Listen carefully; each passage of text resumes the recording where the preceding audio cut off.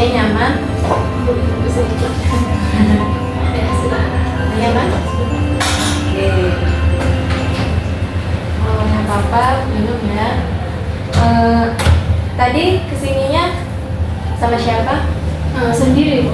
Oh, sudah makan? Sudah. Alhamdulillah.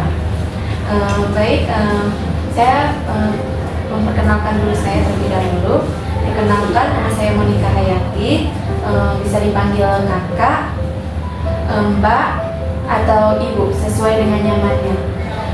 Saya dari Universitas Bina Raniri, dari Fakultas Dakwah dan Komunikasi sebagai calon konselor dari jurusan Bimbingan dan Konseling Islam. Kalau saya boleh tahu, mbaknya kenalkan dirinya. Saya Khairina Hikmah. Nama saya Khairina Hikmah. Ibu bisa kakak bisa panggil Khairina aja. Saya dari Universitas Syekh Kuala. Saya sekarang duduk di semester 2. Oke, maba ya? Ya, setelah maba. Berarti kesibukannya sekarang kuliah. Kalau saya boleh tahu, Karina datang ke sini atas kemauannya atau kepaksaan gitu, atau saran dari siapa gitu?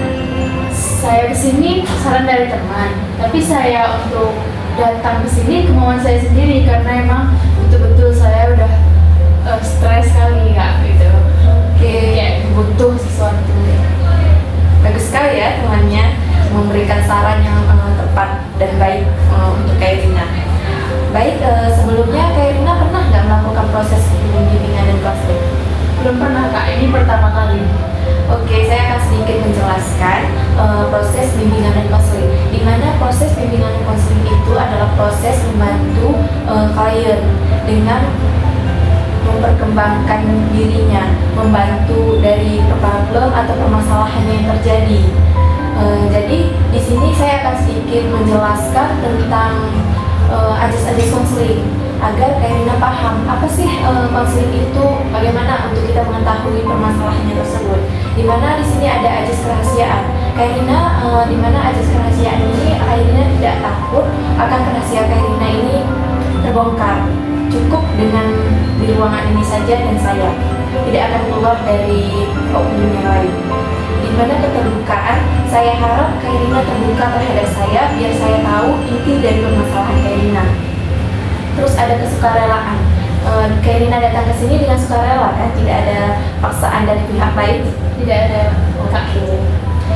Terus ada ajas profesional. Saya akan bekerja sebagai profesional dengan sesuai kode etik.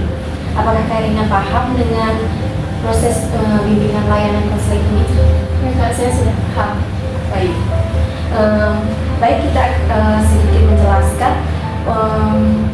Dalam melakukan konseling ini, dia hanya memiliki waktu 3 atau 40 menit, tidak lebih dari itu. Kairina mengerti? Ya kak. Oke. Sebelumnya, apakah saya boleh tahu apa yang ingin Kairina ceritakan kepada saya untuk datang ke sini? Akhir-akhir ini kak, saya betul-betul stres dengan banyaknya tugas.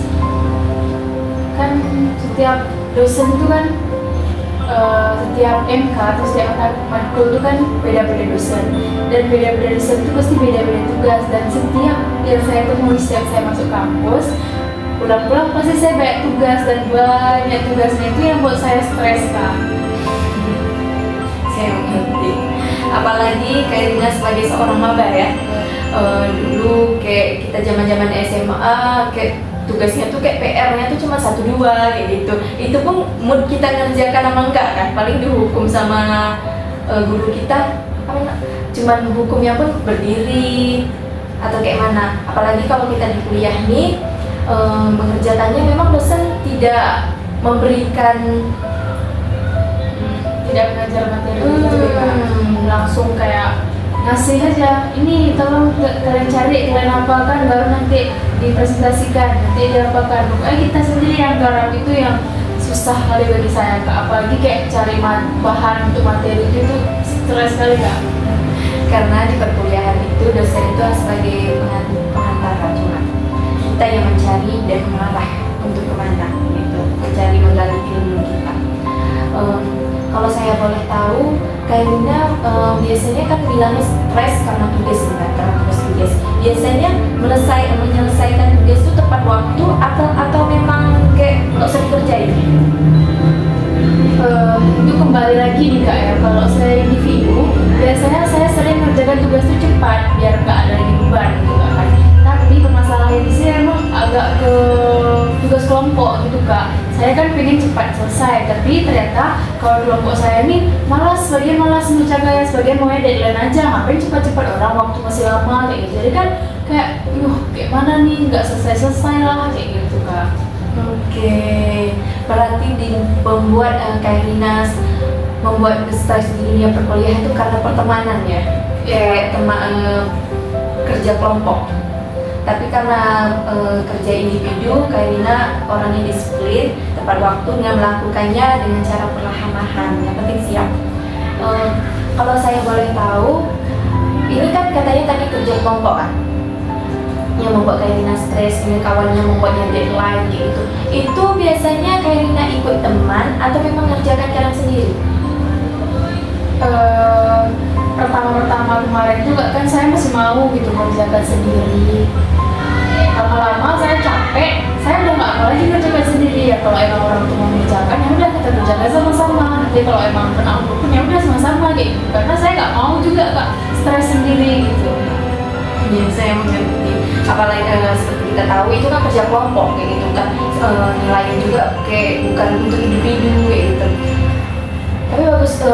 Tapi saran dari saya, coba ajak temannya untuk bicarakan dengan perlahan-lahan gitu. Jangan bawa emosi dulu. Mungkin orang tuh juga sibuk dengan kerja. Mungkin temannya ada dengan kerja di luar dari perkuliahan, makanya dia kayak nanti dulu lah kayak gitu.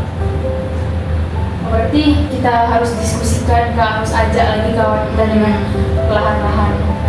Nanti saya coba sih. Karena itu pekerjaan kelompok, mungkin kita bisa, orang lain tidak bisa. Jadi kita diskusikan waktu dan tempat di mana dan kapan gitu harinya gitu.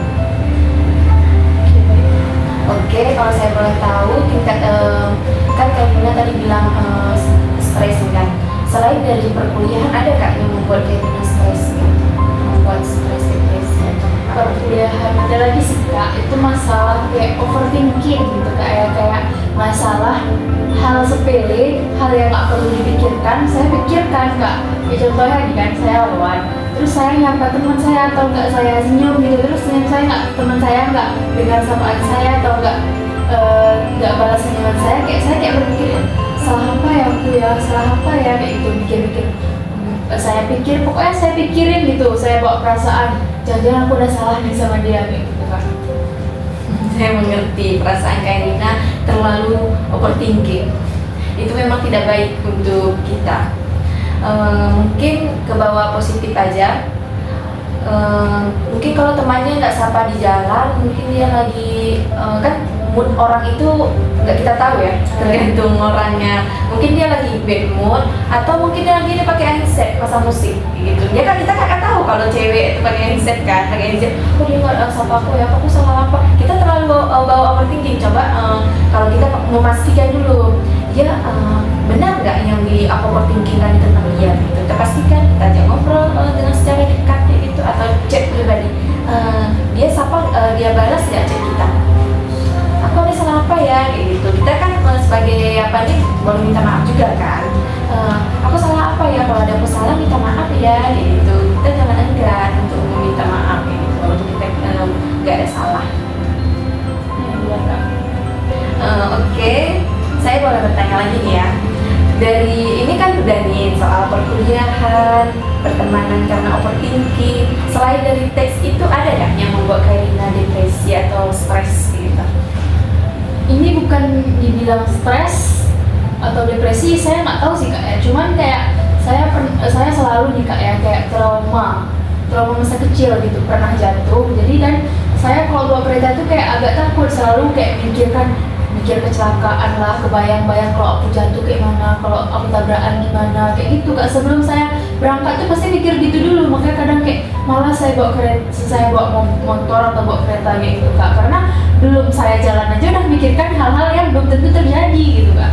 Jadi nguras energi kali dengan trauma itu. Saya mengerti dimana trauma masa kecil itu terbawa-bawa dia kayak gitu. Mungkin Kak Rina pernah takut jatuh, pernah jatuhnya tuh sampai separah gimana gitu, makanya kayak takut banget jatuh bawa kereta gitu. Ya jatuhnya itu sampai saya nggak bisa jalan gitu Kak, kayak terkilir terus nggak bisa jalan selama beberapa bulan kayaknya. Terus yang saya rasakan kayaknya saya bukan hanya sekedar trauma itu aja, kayak saya melihat video kecelakaan atau enggak video apa kayak itu juga kayak menambah rasa takut saya Kak, jadi kayak kebayang hal itu Kak. Saya mengerti dimana kayak gitu kita memikirkan tentang hal-hal yang bukan apa namanya tuh belum tentu terjadi kayak gitu. Kita udah memikirkan aku nanti bawa kereta nih, aku jatuh nggak ya di tekongan ini, aku jatuh nggak ya, kan kita memikir kayak gitu kan. Padahal kalau memang kita nggak ngebut sama kita bawa keretanya dengan sesuai aturan bawa jalan, kita nggak mungkin jatuh. Ini kalau udah kita ngebut, bawanya ugal-ugalan, sesuka hati kita, bukan jalan kita diambil, kita ambil jalan orang lain, itu kan udah otomatis lah kita terjatuh ataupun distracted sama orang lain. Bawa ke positif aja. Terus kalau mengatasinya, Kak Rina bisa dengan agar tidak takut jatuh tersebut, kita sebelum keluar rumah tuh kan baca doa, atau sebelum berangkat di kereta itu bawa baca doa gitu. Kalau memang udah terlalu memikirkan hal-hal tersebut, coba Kak Rina dengan istighfar, melakukan istighfar. Udah kalau Kak Rina udah merasa tenang, hatinya udah tenang kayak gitu, kan nggak mungkin kita bawa kereta juga dengan hati kita gelisah kayak gitu kan. Kalau udah hati kita tenang, boleh kita bawa keretanya dengan perlahan, dengan bismillah. Terus saya mau nanya solusi yang lain untuk Kak, kan saya pas naik kereta juga kayak sering terbayang-bayang kayak gitu. Ada nggak ya solusi atau pengalihan yang bisa saya lakukan supaya otak saya nggak selalu mikirkan ke hal yang aneh-aneh itu Kak? Ada nggak Kak solusi? Oh, saya mengerti. Dimana kan pemikiran kita itu tentang hal aneh-aneh tersebut kayak gitu kan. Aku jatuh nggak nih, aku jatuh nggak nih. Itu bisa saja kita mengalihkan otak kita tentang hal solusi dengan itu. Kita bawa kereta tuh bisa dengan bernyanyi kan. Bisa jangan termenung. Kalau kita termenung kan masih memikirkan ini jatuh nggak ya, ini jatuh nggak ya. Terus kita otomatis kayak sambil jalan itu jatuh nggak ya, itu jatuh kayak mana kayak gitu kan. Bisa saja kita mendengarkan bernyanyi sambil bawa kereta atau dengan selawat kayak gitu.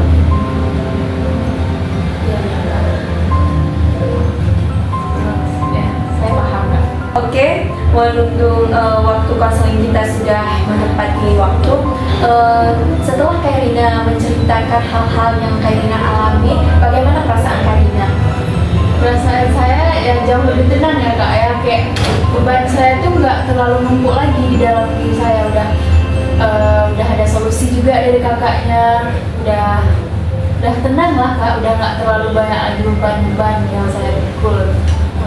Baik, terima kasih kepada Kak Rina yang sudah meluangkan waktu untuk saya. Jika masih ada merasa ganjal di dalam ini cerita atau hal-hal yang lain membuat Kak Rina ganjal, boleh datang ke saya melalui WhatsApp ataupun pribadi. Itu saja dari saya. Jika ada kekurangan, mohon maaf ya. Ya Kak, terima kasih juga Kak atas saran dan waktunya sudah mau mendengarkan cerita dan keluhan saya.